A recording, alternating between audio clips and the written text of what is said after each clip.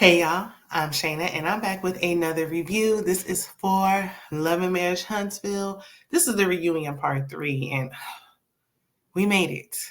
We made it, y'all. It felt like we would never get here. I didn't think we were going to get here. We're here. We could have done this in a 2-part, maybe even a 1, but definitely a 2-part because part 3 felt like we were rehashing the same thing over and over, having the same conversation again and again that we already had.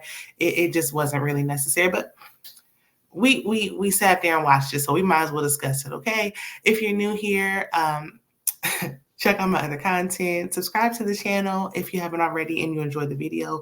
Please don't hesitate to like the video so that way we can push this content through the algorithm. So, the people can see, they can know that this video is out there on these YouTube streets.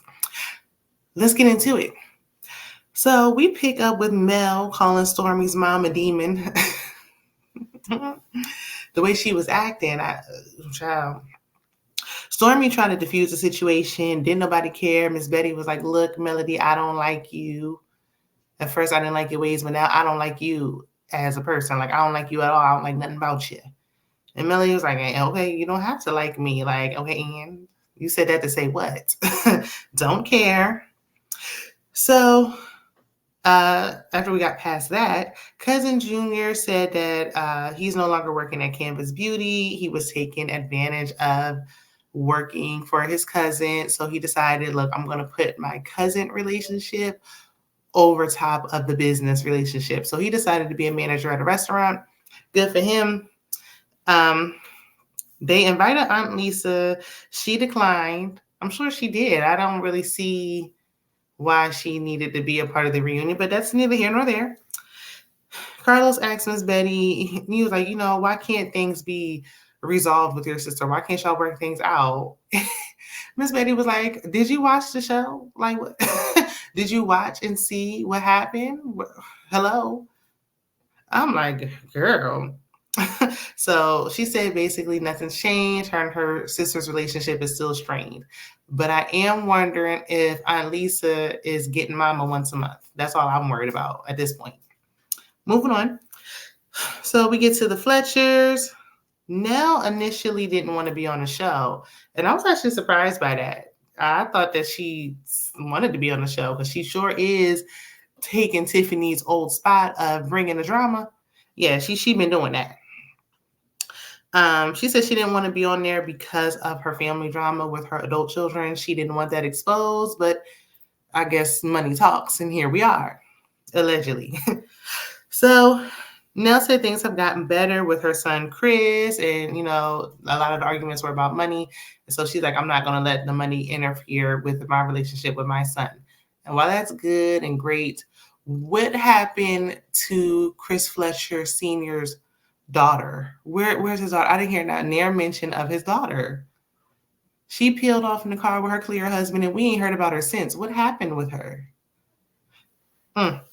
So Carlos asked about them being left out of the Black Expo. I completely forgot that this was even a thing. Like, this was just, I don't know, it was a weird way to bring them on. Like, y'all can't really be that upset. There's just no way. If y'all been business owners in Huntsville for 30 years, throw your own expo. I don't see why this was like an ongoing thing, but whatever. Miss Nell was saying Tish promised her that she would be there. Lady, that's probably why you weren't there. That lady's name is Letitia. Tish. You can't differentiate between Tish and Tish, and that's why you didn't get the invite. Because she's like, I don't even know you like that. You keep calling me Tish. Who's Tish? But anywho, Marcel said Chris Fletcher discussed his business with him. He was like, yeah, I got a cleaning company. I do real estate, this and that. And Marcel had the audacity to say that Chris Fletcher is sexist because he didn't mention his wife's business, only his businesses. Marcel was just trying to find ways to stir the pot. Like, anyway, didn't nobody even really entertain him. So Carlos asked Nell how she found out that Chris cheated. Here go Marcel. Welcome to the reunion. That's how the reunion goes, sir. Carlos has questions that need answers. Shh. So she said someone told her, and Carlos was like, the other woman told you? And she said, no woman would have been bold enough to step to me. Okay, heard that. So Chris cheated with one woman, and they separated for 18 months. And I'm seeing people going back and forth about this. I don't think there's a respectful way to cheat. I don't know which one is worse. I think it all hurts the same. Some people feel like, okay, well, because it's one woman, that's like a relationship. Like you're carrying on a relationship like Martell did with someone else. That's even more hurtful versus multiple women. But child, look, if they was able to move past it, then hey, what can I say? She said she took him back because she loves him. So there's that. There's nothing more to say. She kept it real brief, real short, and it was real long ago, according to them. So Nell said that she saw Fletcher and Martell. She saw how Chris used to be, from the way he dressed to the way he carried on, his arrogance, and all that. That's why she wanted Melody and Martell to work it out. She saw that they loved each other. It's really hard to be like, oh yeah, they loved each other. When Martell carried on a relationship with a woman for 5 years, he's still with his side piece till this day. And she got pregnant multiple times. And one of the times she decided to keep the child. But I digress. So, Mel said that the Fletchers counseled them. They would even come over on the late night hour to try to talk some sense into them. Listen, they was wasting their time, apparently. But anyway.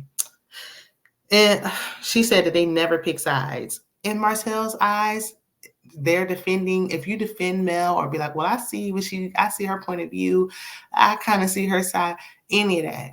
You pick the side. You drew a line in the sand and you pick the side, and you better stay on it when it comes to Martell. He's just that childish. Chris changed because it was like, oh, she was like, Chris changed, and he changed because he wanted to. There's nothing that anyone can do to make someone change. Chris changed because he wanted to, and he valued his marriage and realized he messed up and decided to change. Martell didn't value his marriage even though he had chance after chance. He simply thought Melody would never leave. He himself said if they weren't on the show, she would have left. And I believe that to be true. That's my opinion. But he didn't change because he didn't want to. So we get into the Houston trip and see clips. And then one of the clips, that's when Mel was like, yeah, and I can't believe I was with a man for 14 years that never made me have the big O. Martell was like, you said that on TV? It don't matter because y'all just had a conversation on the reunion anyway. So no matter how you slice it, it was going to be discussed on TV. Talking about lies. You said that on TV? Sir, you done embarrassed her so many times. You think she care about embarrassing you? She ain't your wife no more. So Carlos asked Martell about the mystery woman he brought into the house. Me personally, I feel like it was a producer plant to get some drama started. It probably was just Martell doing that to try to make Melody mad. And then I heard in the streets that Melody didn't even sleep there. She slept in a hotel. But whatever. Martell claims she came to give him a massage. Nell said she thought it was disrespectful. And Chris Fletcher was like, yeah, it was disrespectful. You didn't think it was disrespectful the first time? I guess he said, look, I ain't trying to get in trouble. So yeah, it's disrespectful. So she was like, look, this is our trip, and you just bring somebody else on there, somebody that no one knows, walking all up and through with our belongings and everything in here. It was disrespectful. I can see that perspective. Kimmy, because Carlos asked Kimmy, and Kimmy said she didn't care. She was like, I really don't care. They said they're not together, like whatever. She should have been caring about why Maurice was up tiptoeing around in the late night hour, walking around. Well, she probably was just so glad to have a break, okay? She was probably so glad that she finally could get some sleep uninterrupted. She didn't care what he was doing. But anywho, and then Kimmy has the audacity to call Melody out for getting a massage. I said, oh, that's probably why Martell mentioned a massage, because he knew Melody was able to afford one. Kimmy is always giving pick-me energy. She's always giving pick-me energy. At first, she was like, kind of, sometimes, every once in a while, every now and then. I already thought that she was a former side piece. That's what I heard from their love story or lack thereof. Anyway, But it's giving strong pick me vibes, putting on my cape, male identified. I can't stand it. It's just, ooh, why did you feel the need to throw that out there that Melody got a massage? Like, okay, girl, it didn't come up, but you just had to be the one because somebody's on Martell. Mel said it was a woman who was licensed. And Martell said, he was like, okay, and y'all, you could have got a happy ending. And Carlos was like, with a woman? And Martell was like, ain't that what you do? Martell, don't worry about what Carlos do. He's the host, okay? This is not about his bedroom business. Carlos said he doesn't get massages from random women after hours. Random women after hours. I said, right, Carlos. And really, I just wish Carlos would also stop being a biased pick me and check Martell for once. I'm sick of it. So Mel explains which app she uses to get massages when she travels, and she told Martell not to steal her answer, but of course he did anyway. And everybody was chuckling, having a good old time. And then we get into Martell cheating again, and him getting mad at Miss Nell because she sides with Melody sometimes and accuses Melody of cheating again and again and again and again. It's been 3 years. Like when the show first came on, this was interesting, but it's like reheating McDonald's fries. Like, we don't end it, please. Wrap this up. Make this the last time we got to hear about this, please. So, Mel said her kitty doesn't belong to him anymore, so he shouldn't care. I know I don't care. I'm tired of hearing about it. Anyway, I think Mel cheated back because she tried to act like I didn't cheat and did technicalities, and really I thought I wasn't gonna. Girl, y'all was still married. He been cheating and doing his thing. You left. You cheated back. Nobody cares if you cheated back, honestly. This man had a baby. Like, come on now. This man was going out in a panorama to see this woman. You said that he wasn't able to walk and you were nursing him to health, and he was shimmying on the floor like he was in some kind of boot camp to get to his second phone to talk to the chick. Anyway, but Carlos tried to move on because he's like, it's been 6 years, like, and they were still going at it. And I'm like, ooh, because everybody be like, Melody's over it. It still hurts her.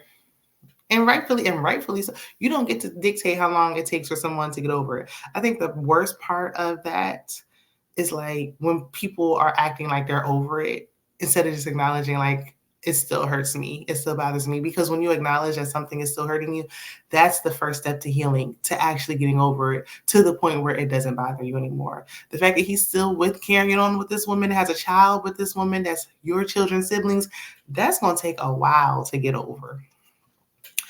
So, and he got to work with this man, and he is like the most disrespectful. He's a textbook narcissist, in my opinion. But Carlos gets into Chris not defending his wife when Martell was hooting and hollering and yelling at her and standing up like he lost his mind. Nell and Martell argue for way too long, in my opinion. Like, it dragged on too long. Martell's talking about a woman shouldn't be yelling at no man, and that's how she do, and she yell at her kids. And Chris should have been checking him right then and there since he didn't do it the first time. But we get into Kiki popping up on the Houston trip and the beef between Tisha and Kiki. We don't want to hear about this no more. We don't want to hear about it no more. As quick as Kiki came is as fast as she can go for me. Because if this is all we're going to be talking about, I don't really need to see her no more. Get some new couples in there. Get some new people. People we don't know, fresh faces. I don't want to see it. Or bring her husband on and get into her marital business. But this cousin beef, I no longer care. So, and plus we talked about this last week. Enough is enough. So Kiki talks about her addiction. She's like, because ain't nothing I got to hide. I talked about it all. My addictions, my infidelities. Girl, if this is the best that you got, then girl, take it and go back where you came from. But I digress. Martell said, oh, there's more. The Scots 1.0 said there's more. And it was like, we didn't say that. Well, y'all did just whisper over there.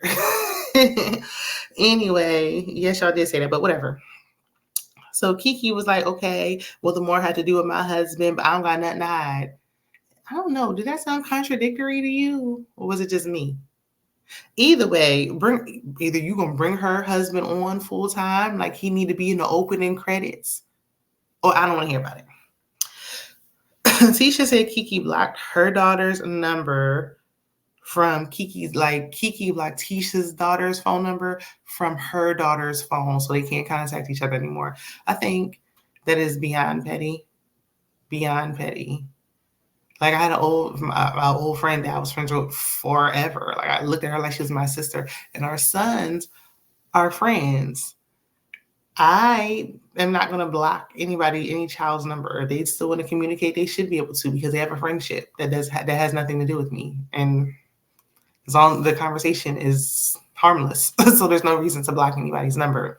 I think that's just taking it to a new level, because this isn't even a friendship. They're cousins. Like their kids are cousins. But Carlos was like, nope, I don't want to talk about kids. Kids are off limit, and moves on.